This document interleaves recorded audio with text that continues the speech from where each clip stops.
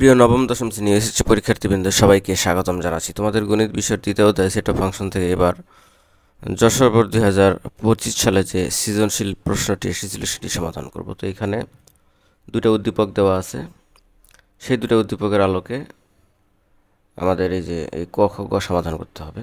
তো ক নাম্বারটা এটা উদ্দীপকের বাইরে, মানে এটা নিজস্ব একটা ম্যাথ, এটা দেওয়া আছে, দুটো সেট দেওয়া আছে, সেই দুটো সেটের ইন্টারসেকশন নির্ণয় করে পাওয়ার সেট নির্ণয় করতে হবে। তো ক নাম্বারটা সমাধান করি। একটা সেট সি দেওয়া আছে, একটা সেট ডি দেওয়া আছে। এখন এই দুটো সেটের আমাদের এই যে আগে ইন্টারসেকশন নির্ণয় করতে হবে। তো সি সেটের এখানে আছে হচ্ছে, সি সেটের উপাদান হচ্ছে 12 এবং 19, এবং ডি সেটের উপাদান হচ্ছে বি এবং 19। তাহলে প্রথমে আমরা ইন্টারসেকশন নির্ণয় করি, অর্থাৎ এই দুটো সেটের সেট নির্ণয় করব। তাহলে ইন্টারসেকশন মানে কমন উপাদান নিয়ে গঠিত সেট, অর্থাৎ এই সেটের মধ্যে আর এই সেটের মধ্যে দুটো সেটের মধ্যে কমন আছে হচ্ছে এখানে 19। তাহলে এই সেটের উপাদান হবে, অর্থাৎ সি ইন্টারসেকশন ডি হবে এখানে একটা সেট যেটার উপাদান হচ্ছে 19। এখন পাওয়ার সেট নির্ণয় করতে হবে। এখন পাওয়ার সেট নির্ণয়ের সূত্র হচ্ছে 2 টু দি পাওয়ার n, অর্থাৎ এই nটা হচ্ছে উপাদান সংখ্যা, সবসময় ভিত্তি এখানে 2 থাকবে। এখন উপাদান সংখ্যা এখানে একটা আছে, তাহলে 2 এর মান হচ্ছে 1, মানে সরি n এর মান হচ্ছে 1, তাহলে এখানে 2 এর পাওয়ার 1 মানে 2, তার মানে এটার পাওয়ার সেট 2টা বের হবে। তো যেহেতু উপাদান একটা আছে, তাহলে এই একটা দিয়ে একটা সেট হবে, আর প্রত্যেকটা পাওয়ার সেটের ভিতরে একটা করে ফাঁকা সেট থাকবে, এটা মনে রাখতে হবে। আর এটাকে যে সেকেন্ড ব্র্যাকেট দিয়ে ক্লোজ করে দিতে হবে। তাহলে আমাদের যেহেতু এখানে উপাদান একটা, সেই জন্য পাওয়ার সেট এখানে 2টা বেরোবে, একটা নিজস্ব বা যে নিজেই যেটা সেটা, আর একটা ফাঁকা সেট। উপাদান যদি 2টা থাকতো তাহলে পাওয়ার সেট হয়তো 4টা। যেমন একটা সেটের হচ্ছে 1 আর 9 দুইটা, তাহলে এটা পাওয়ার সেট কী কী হবে? 1 একটা সেট, 9 একটা সেট, আবার 1 2 একটা সেট, মানে যেটা দেওয়া আছে সেটাও নিতে হবে। প্রথমে একটা করে নিতে হবে, পরে 2টা করে, এরপর আর তো অপশন নাই, আর একটা ফাঁকা সেট। তো এরকম, তো এটা হচ্ছে পাওয়ার সেট, এভাবে নির্ণয় করতে হয়। তো আশা করি তোমরা এটা বুঝতে পেরেছো। এরপরে খ নাম্বারটা, যে 1 নম্বর অন্বয় থেকে এস অন্যটিকে তালিকা পদ্ধতি প্রকাশ করে রেঞ্জ নির্ণয় করো। তো এখানে 1 নম্বরে একটা সেট দেওয়া আছে এবং একটা অন্বয়ের সেট গঠন পদ্ধতিতে দেওয়া আছে, এটাকে তালিকা পদ্ধতিতে প্রকাশ করতে হবে। প্রথমে যে সেটটা দেওয়া আছে সেটা সমাধান করি। তো এখানে এ সেট দেওয়া আছে, সেট গঠন পদ্ধতিতে দেওয়া আছে। তাহলে এখানে বলা আছে এক্স বিলংস টু এন, অর্থাৎ এক্স দ্বারা কি বোঝায়? চলক এক্স, আর এই চলকটা হচ্ছে সেটের উপাদানকে নির্দেশ করে। সেটের উপাদানগুলো হচ্ছে স্বাভাবিক সংখ্যা, অর্থাৎ এন। এন দ্বারা বুঝি আমরা স্বাভাবিক সংখ্যা, অর্থাৎ 1 2 3 4 5 এভাবে ডট ডট অসীম পর্যন্ত স্বাভাবিক সংখ্যার সেট 1 থেকে শুরু হয়। আর এখানে একটা শর্ত দেওয়া আছে, 2 এর চেয়ে বড় কিন্তু 7 এর চেয়ে ছোট অথবা সমান, এভাবে বলা আছে। তাহলে এখানে লিখতে হবে 2 এর চেয়ে বড় মানে 3, 3 4 5 6 এবং 7 হবে, যেহেতু নিচে ইকুয়াল দেওয়া আছে, অর্থাৎ লেস অর ইকুয়াল দেওয়া আছে, এই জন্য আমাদের 7ও নিতে হবে। যদি এই দাগটা না থাকতো তাহলে 7 এর চেয়ে ছোটো হতো, তখন এটা আর হতো না। তো এটা নির্ণয় করা হলো। এখন অন্যটিকে তালিকা পদ্ধতি প্রকাশ করতে হবে। এখন অন্যয় কি? অন্যয় হচ্ছে দুটো সেটের মধ্যে সম্পর্ক, অর্থাৎ কার্তেশীয় গুণজ সেট নির্ণয় করতে হয়।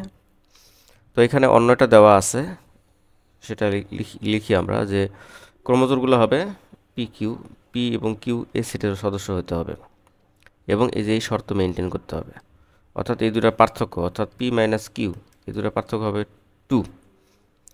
তো এটা একটা ফরম্যাট আছে যে এই অঙ্কটা কিভাবে সমাধান করতে হয়। প্রথমত প্রদত্ত শর্তটা আমরা লিখব, লিখে এটা এখানে পি কি দেওয়া আছে, তোমাদের বইয়ে বেশিরভাগ দেবো এক্স ওয়াই দেওয়া আছে, এক্স ওয়াই থাকে। ধরো এখানে X minus Y equal to 2 আছে, তাহলে যেভাবেই থাক প্রথমত আমরাকে এই যে ওয়াইয়ের মাধ্যমে প্রকাশ করতে হবে, অর্থাৎ এখানে আমরা লিখতে পারি এক্স, এই যে 2টা এই পাশে আসবে আর ওয়াইটা এই পাশে প্লাস হয়ে যাবে, সুতরাং Y equal to X minus 2। তো এখানে যেহেতু পি কিউ দেওয়া আছে, তো আমাদের কিউ এর মাধ্যমে প্রকাশ করতে হবে। এখানে যেমন ওয়াইয়ের মাধ্যমে প্রকাশ করেছি, তাহলে এখানে কিউ এর মাধ্যমে প্রকাশ করে আমরা পাই কিউ ইকুয়াল পি মাইনাস 2। তো এখন এই সমীকরণে এই যে পি এর মান বসিয়ে আমাদের কিউ এর মান নির্ণয় করতে হবে। তাহলে আমরা ওভাবে সমাধান করব, যে এটা একটা ফরম্যাট, এই ম্যাথটা এইভাবে সমাধান করতে হয়, এটা মনে রাখতে হবে। তো প্রত্যেক পি বিলংস টু এর জন্য কিউ এর বিভিন্ন মান নির্ণয় করি। কীভাবে? একটা ছক করব, যেহেতু এখানে এই সমীকরণ থেকে আমাদের কিউ এর মান নির্ণয় করতে হবে। তাহলে এখানে পি থাকবে, প্রথমে পি থাকবে এবং পির মান কোনগুলা, এই যে এ সেটের সদস্য যেগুলো সেগুলা, এই যে 3 4 5 6 এগুলা। তাহলে এগুলা আমাদের বসাইতে হবে। পি এই যে এই সারিতে আমাদের পির মানগুলা লিখি আগে, লেখা হলো। এখন কির মান কিভাবে বের করব, এই যে এই সমীকরণে, অর্থাৎ এখানে পির জায়গায় আমাদের 3 বসাইতে হবে প্রথমে, যে 3, তাহলে 3 - 2 = তাহলে 1, তাহলে এই জায়গায় 1 হবে। এরপরে পির জায়গায় আমাদের 4 বসাতে হবে, তাহলে 4 - 2 = 2 হবে, তাহলে এখানে হচ্ছে 2। এরপরে 5 - 2 = 3, এরপরে 6 - 2 = 4, 7 - 2 = 5। তাহলে দেখো এই যে 2 3, অর্থাৎ 1 2 3 4 এগুলো হচ্ছে কিউ এর মান। এগুলো কিউ এর মানটা আমরা এইভাবে এই ছকের মধ্যে বসাই দেব। তো এখন বসানোর পরে দেখতে হবে যে কিউ এর যে মানগুলো পাওয়া গেল, সেই মানগুলোর মধ্যে কোন কোন মান এ সেটের নাই। কারণ এখানে বলে দিয়েছে পি বিলংস টু এ যদি হয় তাহলে কিউ বিলংস টু এ হবে, অর্থাৎ কিউ এর মানগুলো এই সেটের সদস্য হইতে হবে। কিন্তু এখানে 1 আর 2 কিন্তু এই সেটের সদস্য নয়। তাহলে এটার দ্বারা যে ক্রোমোজোরটা তৈরি হবে, অর্থাৎ পি কিউ যে ক্রোমোজোর, তাহলে 3 1 এরপরে 4 2, এই ক্রোমোজোর দুটো এই অন্যয়ের অন্তর্ভুক্ত হবে না, অর্থাৎ এই তালিকা পদ্ধতিতে প্রকাশ করা যাবে না। তাহলে আমরা লিখব যেহেতু 1 আর 2 ডাজ নট বিলংস টু এ, অর্থাৎ 1 আর 2 এ সেটের সদস্য নয়, সুতরাং এই যে এই 3 2 আর 4 2, 3 2 আর 4 2, এটা 2 হবে।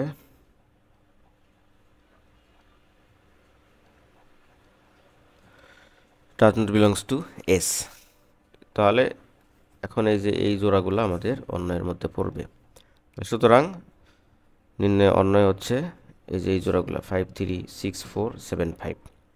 আর যে অন্যটা আমরা পেলাম সে অন্যের প্রথম উপাদানগুলোকে বলা হয়, প্রথম উপাদানগুলো নিয়ে গঠিত সেটকে বলা হয় ডোমেন, এবং দ্বিতীয় উপাদানগুলো নিয়ে গঠিত সেটকে বলা হয় রেঞ্জ। তাহলে আমাদের যেহেতু রেঞ্জ বের করতে বলেছে, তো আমি ডোমেন রেঞ্জ দুটাই নির্ণয় করে দিয়েছি। যদি পরীক্ষায় এরকম আসে তাহলে করে নিবা, যদি রেঞ্জ বের করতে বলে শুধু এটা, আর ডোমেন নির্ণয় করতে বলে শুধু এটা।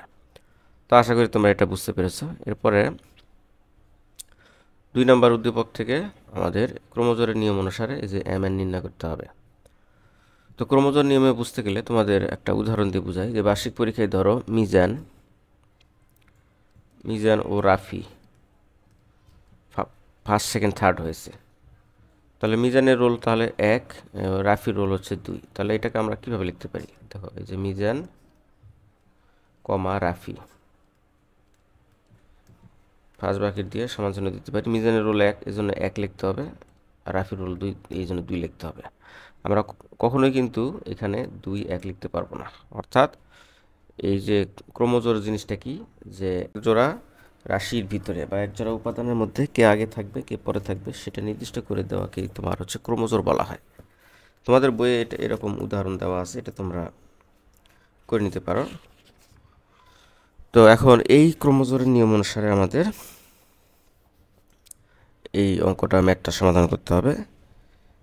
যে এখানে ক্রোমোজোরের শর্ত মতো আমরা লিখব, দেওয়া আছে এই যে এই ক্রোমোজোরটা লিখব, ক্রোমোজোরটা লিখি আমরা।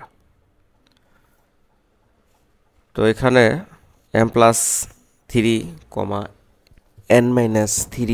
n-4 ইকুয়াল এই যে 3n + 4 m-3, এটা দেওয়া আছে। তাহলে একটু আগে বললাম যে এটা প্রথম অবস্থানে আছে, অর্থাৎ এটার সমান আমরা এটা লিখতে পারবো। এটা দ্বিতীয় অবস্থানে আছে, তো এটা সমান আমরা এটা লিখতে পারবো। তাহলে লিখি ক্রোমোজোরের শর্ত মতে m+3 ইকুয়াল 3n + 4। তো এটাকে আমরা 1 নম্বর সমীকরণ দিই, এবং এখানে আবার লিখতে পারি যে এটা সমান এটা লেখা আর এটা সমান এটা লেখা তো একই কথা। অর্থাৎ যেহেতু আমরা প্রথমে m+3 লিখেছি, তাহলে m-গুলো আমরা বামে রেখেছি আর n-গুলো ডানে রেখেছি। তো এইভাবে বুদ্ধি করে এটা করতে হবে। এটাকে 2 নম্বর সমীকরণ দেওয়া হলো। এখন এই দুটো সমীকরণের সমাধান করলেই mn এর মান আমরা নির্ণয় করতে পারবো। তো কিভাবে সমাধান করবা, এখানে দেখো এই দুটো সমীকরণ যদি যোগ করে দিই এখানে প্লাস করে, তাহলে দেখো এখানে এটা কাটা যায়, আর m যোগ করলে হয় 2m। আর এটাতে কাটা যায়, আর এখানে সরি প্লাস করলে হয় না, এটা তাহলে প্লাস করা যাবে না, এটা মাইনাস করতে হবে। তাহলে যদি মাইনাস করি, এই যে দেখো মাইনাস করে দিলাম, তাহলে মাইনাস করে দিলে চিহ্ন পরিবর্তন হয়ে যাবে, এখানে প্লাস হবে, এখানে মাইনাস, এখানে প্লাস। তাহলে দেখো এই যে কাটা যায় এখানে প্লাস, আর এখানে বিয়োগ করে দেওয়া মানে কি চিহ্ন পরিবর্তন হয়ে যাবে। তাহলে এখানে +3, এটা এই চিহ্নটা আর নাই, তাহলে এটা +3, এটাও +3 মানে 6। আর এখানে থাকবে হচ্ছে 2n থেকে n চলে গেলে 3n থেকে n চলে গেলে 2n, আর এখানে +8। তো এখানে 2n ইকুয়াল, এটা ওই পাশে চলে গেলে বিয়োগ হয়ে যায়,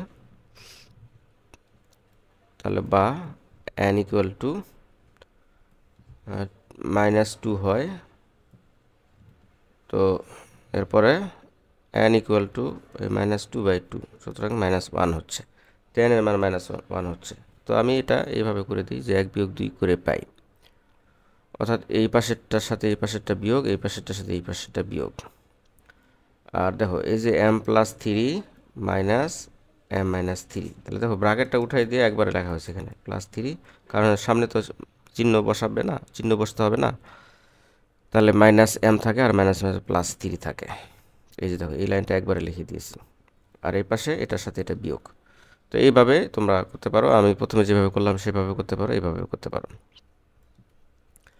তাহলে এখানে 6 থাকে, এখানে 2n + 8 থাকে, আর সমাধানটা একটু আগে যেটা করলাম সেটাই। তাহলে -2 থাকে এই পাশে, এটা এই পাশে চলে আসলে মাইনাস হয়ে যায়। তো যেহেতু n এর মান বের করতে হবে, n এর সাথে যেটা থাকে সেটা ওই এই পাশে যেটা ভাগ হয়ে যাবে, তাহলে -2কে 2 দ্বারা ভাগ করলে -1 হয়, তাহলে n এর মান হচ্ছে -1। তো n এর মান আমরা যে কোনো একটা সমীকরণে বসালে m এর মান পাবো।